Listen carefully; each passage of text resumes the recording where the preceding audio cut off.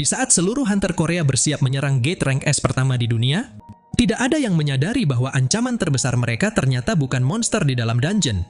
Karena secara diam-diam, seseorang di antara mereka telah merencanakan sesuatu yang bisa menghancurkan seluruh tim dari dalam.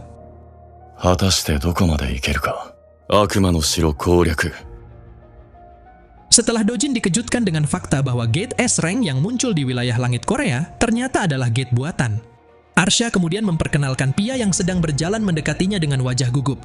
Ia menjelaskan bahwa Pia memiliki kemampuan untuk menciptakan gate. Hanya saja gate yang dibuat Pia masih belum stabil. Karena itulah gate tersebut awalnya muncul di langit dan sekarang perlahan turun ke daratan. Pia yang mendengarnya langsung panik dan segera memohon agar Arsha tidak membocorkan lebih banyak informasi kepada Dojin. Namun meski begitu, menurut Dojin tetap saja itu adalah kemampuan yang hebat. Membuatnya penasaran apakah kemampuan tersebut juga bisa digunakan untuk membuka pintu ke dunia lain. Tetapi sayangnya Arsha menjawab tentu saja itu mustahil. Bahkan bagi seorang monark tidak mampu melakukannya. Kemudian setelah Arsha memperingatkan jika Dojin mencoba memanfaatkan Pia untuk tujuan tersebut, maka Arsha takkan ragu membocorkan identitas asli Dojin kepada Sung Suho. Di sini Arsha juga ingin mengatakan, bagaimanapun pasti akan lebih baik kalau ia dan rekannya juga ikut masuk ke dalam gate. Sehingga ini akan menjadi kesempatan pertama mereka bekerja sama secara langsung dengan Dojin. Namun tidak seperti yang diharapkan, ternyata Dojin malah menolak mengikuti rencana Arsha, karena ia sudah punya rencananya sendiri. Yaitu ia akan memanfaatkan kekacauan dari gate S rank ini untuk mengubah Thomas Andre yang disebut sebagai hunter level nasional menjadi seorang pengikut. Begitu mengetahui Dojin yang kini juga mulai menargetkan hunter level nasional setelah dia baru saja mendapatkan hunter Leunsok, Arsha terkesan dengan Dojin yang sudah bergerak cepat. Apalagi jika Dojin bisa mengalihkan perhatian para hunter di dalam gate nanti, maka itu akan semakin sempurna bagi rencana mereka. Setelah percakapan itu selesai, Dojin langsung berbalik pergi dan hanya meminta satu hal pada Arsha. Pastikan saja agar mereka tidak saling menghalangi. Arsha yang mendengarnya kemudian bergumam. Sepertinya hubungan mereka memang hanya sebatas kerjasama saja dan tidak akan pernah bisa menjadi teman. Sementara ketika Dojin sudah pergi melalui gate yang terbuka di sana, di sisi Pia yang terus menatap kepergian Dojin dengan raut wajah gelisah, ia ingin bertanya kepada Arsha apakah bekerja sama dengan utusan Itarim benar-benar aman. Selain itu, karena terus memaksa gate tetap dibiarkan terbuka cukup menyiksa tubuhnya, Pia sedikit ragu apakah Arsha sungguh yakin kalau sistem benar-benar berada di pihak mereka. Arsha yang mendengarnya kemudian ia langsung mengusap kepala Pia, namun bukan untuk menenangkannya. Ia justru memperlihatkan tatapan yang mengerikan saat membalas berkata, "Beraninya kau meragukan sistem yang telah membantu kita. Dasar anak nakal. Ingat apa yang terjadi jika kau mengikuti quest-nya. Kau yang sebelumnya bahkan tidak mampu membuat gate yang stabil, kini berhasil menciptakan gate S rank. Itu adalah bukti nyata bahwa kau sudah berkembang melalui quest. Jadi sistem pasti akan menjadikan kita monark." Setelah membuat Pia gemetar ketakutan, Arsha segera memeluknya dengan lembut, sembari mengingatkan kembali momen pertemuan mereka berkat quest yang diberikan sistem. Jadi karena itulah, mereka harus mempercayai sistem dan terus mengikuti quest, hingga suatu hari nanti mereka bisa menjadi monark sesungguhnya. Pia yang mendengarnya sontak ia langsung meminta maaf dan berjanji kepada Arsha bahwa dirinya tidak akan meragukan sistem lagi. Sementara ketika pewaris monark lain yang berdiri di belakang mereka hanya diam memperhatikan momen itu. Di sini Arsha pun mulai membuka jendela sistem miliknya yang menampilkan informasi bahwa player telah berhasil membuka sebuah gate S rank. Dan di dalam gate itu, player harus menemukan pewaris Monarch of Frost, lalu merekrutnya sebagai rekan. Singkat cerita, setelah hari berlalu dan semua persiapan sudah selesai, kini tibalah saatnya untuk memulai misi penyerangan gate S rank. Di antara puluhan hunter yang berkumpul di bawah salju yang jatuh dari gate tersebut, Thomas dan Laura terlihat sedang memandangi langit sambil berbincang. Menurut Thomas, misi penyerangan kali ini benar-benar berbeda dari penyerangan dungeon biasa, karena mereka bahkan harus membawa hunter rank B untuk menangani pekerjaan pendukung seperti penambangan.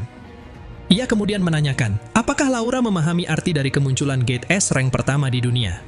Lalu setelah Laura menjawab, bukankah bagi Thomas tidak pernah ada sesuatu yang lebih bermakna selain uang dan kekuatan? Meskipun pemahaman itu tidak sepenuhnya salah, Thomas sendiri justru menganggap kemunculan gate S rank adalah momen di mana pahlawan terlahir. Karena yang paling dibutuhkan oleh orang-orang pada situasi kritis seperti ini adalah keberadaan pahlawan. Tidak berselang lama setelah Thomas mengatakannya, terlihat langkah kaki Suho yang berjalan mendekati Thomas, lalu ia berhenti sejenak di samping Thomas hanya untuk mendengar perkataan pria itu. Namun begitu Thomas memberitahu Suho bahwa Guild Scavenger akan memasuki dungeon lebih dulu, sehingga jarak mereka sudah terlalu jauh untuk dikejar. Saat itu Suho hanya meliriknya sekilas, sebelum ia kembali berjalan melewati Thomas dan berkata, "Akan kuanggap itu sebagai kelemahanmu." Jawaban singkat tersebut seketika membuat senyum Thomas memudar. bukan karena perkataannya yang tajam, melainkan karena aura yang Suho pancarkan sekarang terasa jauh lebih kuat dibandingkan saat terakhir kali mereka bertemu. Sementara ketika Suho memandangi gate S-Rank yang terbentang di atasnya, ia langsung bisa merasakan gate itu jauh lebih berbahaya daripada gate lain, walau hanya dengan melihatnya saja.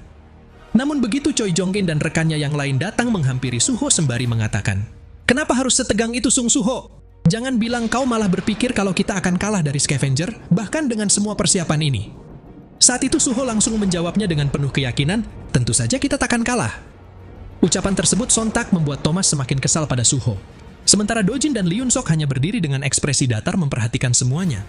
Dan tanpa disadari oleh siapapun yang ada di sana, ternyata seekor serangga kecil milik Arsha juga sedang mengawasi pergerakan mereka secara diam-diam. Tak lama kemudian, dua pesawat yang membawa para hunter mulai meninggalkan landasan dan terus naik menuju gate raksasa yang berada di langit Korea. Namun beberapa saat sebelum pesawat yang membawa tim Korea memasuki gate, di sini terlihat Suho yang duduk melamun dengan wajah yang lebih serius dari biasanya. Hingga lamunan itu akhirnya buyar saat ia mendengar suara Dojin. "Sepertinya kau terlihat gugup hunter Sung Suho." Suho mengungkapkan, mau bagaimanapun ia masih sangat khawatir kalau Guild Scavenger akan mengambil semua hadiah dungeon, bahkan sebelum tim Korea tiba di lokasi. Apalagi setelah Thomas seenaknya saja memutuskan urutan raid dengan lemparan koin saat dirinya tidak hadir dalam rapat kemarin. Dojin yang mendengarnya kemudian berkata kepada Suho, "Bahkan jika kau gelisah, buru-buru ke sana pun tetap tidak akan membuat kita tiba lebih cepat dari mereka." Dan meski Suho sendiri juga mengakui bahwa itu memang benar, bagaimanapun ia masih khawatir. Karena bagi siapapun yang berhasil menyelesaikan gate-nya lebih dulu, yang akan memperoleh keuntungan besar. Baek Kyun-ho kemudian ikut mencoba menenangkan Suho dengan mengatakan, mengingat Scavenger harus membawa tim penambang mereka sendiri, sedangkan Suho hanya perlu memanggil makhluk samonnya untuk melakukan pekerjaan tersebut. Seharusnya itu sudah menjadi keunggulan besar bagi Suho. Sementara ketika Suho akhirnya bisa sedikit lebih tenang setelah mendengar ucapan Baek Kyun-ho, kini perhatian Dojin justru tertuju pada hal lain. Sejak seminggu terakhir, ia terus merasakan peningkatan energi Suho yang sangat mencolok. Bahkan bukan cuma Suho saja, tapi hampir seluruh hunter di tim ini juga mengalami perkembangan luar biasa. Membuat Dojin penasaran apakah semua perkembangan itu bisa terjadi berkat item senjata yang Suho berikan pada mereka. Dan seolah mengetahui apa yang ada di pikiran Dojin, saat itu Suho langsung mengeluarkan shadow item berbentuk sebuah gelang yang ingin ia berikan kepada Dojin sebagai ungkapan terima kasih karena telah mengabaikan situasi di penjara Jisan waktu itu. Namun berhubung Dojin pernah mendengar tentang item ini diciptakan dengan kemampuan Suho, ia justru khawatir apakah gelang itu memiliki fungsi pelacak atau kemampuan lain yang dapat mengganggu privasi. Pertanyaan tersebut sontak membuat Suho buru-buru menjelaskan. Item itu sama sekali tidak memiliki fungsi pelacak atau semacamnya. Bahkan jika Dojin merasa tidak nyaman, ia tidak akan memaksa Dojin untuk menerimanya.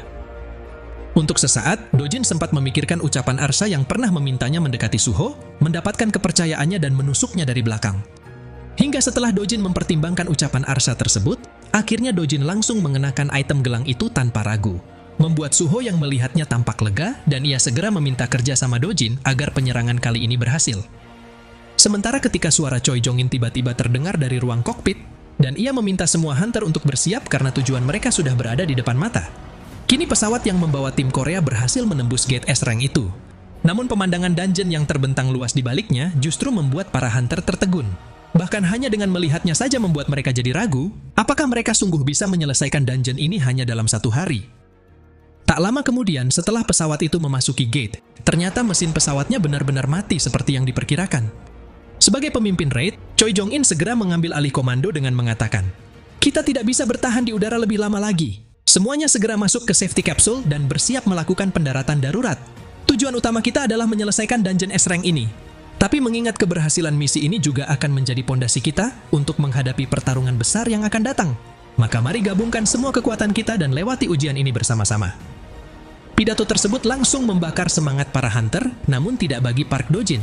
Dojin yang mengetahui tujuan sebenarnya dari pembentukan tim ini adalah untuk menghadapi invasi Itarim. Tentu saja ia tidak akan membiarkan mereka menjadi penghalang bagi misinya sendiri. Jadi tanpa menarik perhatian siapapun, saat itu Dojin langsung mengirimkan sinyal perintah kepada Lee Yun-sok untuk segera mengalirkan energi petirnya ke bagian inti mesin pesawat. Lalu pada detik berikutnya, tiba-tiba ada cahaya menyilaukan dari dalam ruang mesin, hingga meledakkan pesawat itu sampai hancur berkeping-keping sebelum semuanya sempat mendarat. Ledakan dahsyat itu sontak langsung menarik perhatian Thomas dan salah satu anggotanya yang berada tidak jauh dari sana. Namun berbeda dengan anggotanya yang tampak mengkhawatirkan keselamatan tim Korea, Thomas justru tidak menunjukkan kepedulian sedikit pun. Sebab ia tahu, kecelakaan seperti itu masih tidak cukup untuk membunuh para Awakener S-Rank yang seringkali menghadapi kematian. Sementara ketika Thomas memerintahkan para bawahannya untuk fokus pada pertempuran melawan monster, yang kini sudah menyambut kedatangan mereka.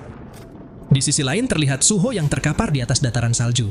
Ia masih mencoba memahami bagaimana ini bisa terjadi dan kenapa pesawatnya tiba-tiba meledak. Ledakan itu telah memisahkan dirinya dari anggota lain yang tersebar ke lokasi yang berbeda-beda. Tapi karena ia dapat merasakan energi shadow item milik para rekannya masih utuh, Suho pikir setidaknya ia tidak perlu mengkhawatirkan mereka yang pastinya juga masih hidup. Suho kemudian langsung memanggil prajurit bayangan untuk melacak keberadaan rekannya yang lain. Pada awalnya, ia sempat mempertimbangkan untuk kembali berkumpul dengan tim utamanya terlebih dahulu. Tapi mengingat tim Scavengers sudah bergerak duluan, akhirnya Suho pun memutuskan untuk memulai penyerangan sendiri. Lagi pula ia percaya, Hunter Choi Jong-in sang pemimpin raid dan para senior S-Rank lainnya pasti mampu mengumpulkan semua anggota tim yang terpisah. Di sini terlihat Suho yang langsung melesat melintasi hamparan salju yang luas di depannya, hingga ia menemukan gunung salju dan batu besar berbentuk bulan sabit yang terlihat seperti tempat bos dungeon berada. Namun sebelum Suho sempat mendekatinya, tanah yang berada tepat di bawah kaki Suho tiba-tiba meledak, membuat Suho segera melompat tinggi menghindari ledakan itu. Dan saat Suho masih melayang di udara, sejumlah monster keluar dari bawah tanah memancarkan aura membunuh yang begitu kuat, membuat Suho sangat bersemangat untuk menghadapi musuh pertamanya di dungeon S-Rank ini. Jadi dengan mengaktifkan skill crush yang dimiliki Gauntlet Grid di tangan kirinya, di sampingnya telah muncul entitas Hwang Dongsu yang sudah bersiap untuk menghantam kepala monster itu dengan brutal. Sementara ketika Suho mendarat di tanah sembari mengatakan, penyerangan sesungguhnya baru saja dimulai. Di balik puncak gunung salju yang menjadi tempat tujuan Suho, terdapat sebuah kuil kuno yang telah bertahan di tengah badai selama bertahun-tahun. Dan di dalam kuil itu, seorang gadis Ice Elf terlihat sedang berlutut di hadapan patung Frost Monarch. Ia memohon petunjuk kepada leluhurnya soal cara bertahan hidup. Lebih tepatnya sebagai sosok yang paling tua di antara anak-anak yang tersisa di desa, ia menyadari seluruh tanggung jawab akan jatuh ke pundaknya. Tetapi ia ragu, apakah dirinya sungguh bisa memimpin mereka semua sendirian.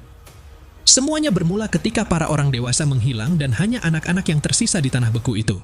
Namun di saat mereka hampir kehilangan harapan, sang pembawa pesan dari langit datang dengan menunggangi makhluk naga hitam. Caca adalah nama panggilan sang pembawa pesan itu. Dan sejak hari pertama mereka bertemu dengannya, kehidupan para Ice Elf mulai berubah, membuat mereka bisa bertahan dari bahaya di tanah beku ini. Semakin lama mereka hidup bersama Caca, semua orang di desa mulai mengikutinya dan selalu mengandalkan Caca, hingga kehadirannya menjadi sesuatu yang tidak tergantikan. Tapi setiap kali sosok Caca tersebut membicarakan tentang dunia tempatnya berasal, gadis Ice Elf ini selalu merasa gelisah. Karena ia tahu, suatu hari nanti Caca pasti akan pergi meninggalkan tempat ini. Dan jika saat itu telah tiba, maka sudah menjadi tanggung jawabnya sebagai yang tertua untuk menggantikan Caca melindungi para Ice Elf yang tersisa di desa. Pikiran itu terus menghantuinya bahkan setelah ia keluar dari kuil. Namun ketika ia mendengar raungan seekor Ice Mountain Giant yang kini sedang bergerak ke arahnya, meskipun gadis itu sempat mematung karena ia masih belum memahami kenapa monster wilayah lain bisa sampai kemari. Segera setelahnya tatapan gadis itu seketika berubah jadi lebih tajam, kemudian ia langsung melompat menghindari serangan monster tersebut. Tapi tepat ketika dirinya baru saja bersiap untuk melancarkan serangan balasan dengan senjata dagger di kedua tangannya, tiba-tiba muncul bayangan Ice Mountain Giant yang langsung menghabisi monster itu lebih dulu. Pemandangan tersebut sontak jadi membuat si gadis Ice Elf ini terkejut dan heran kenapa dua bayangan giant tadi menyerang sesama jenisnya sendiri.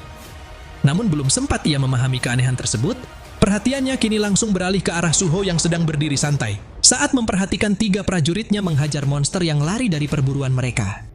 Hingga begitu ia mendengar percakapan Suho dan Beru soal monster itu, dengan cepat ia langsung bergerak untuk menyerang Suho hanya karena satu kesimpulan, bahwa pemuda itulah yang menyebabkan para Ice Mountain Giant keluar dari habitat mereka.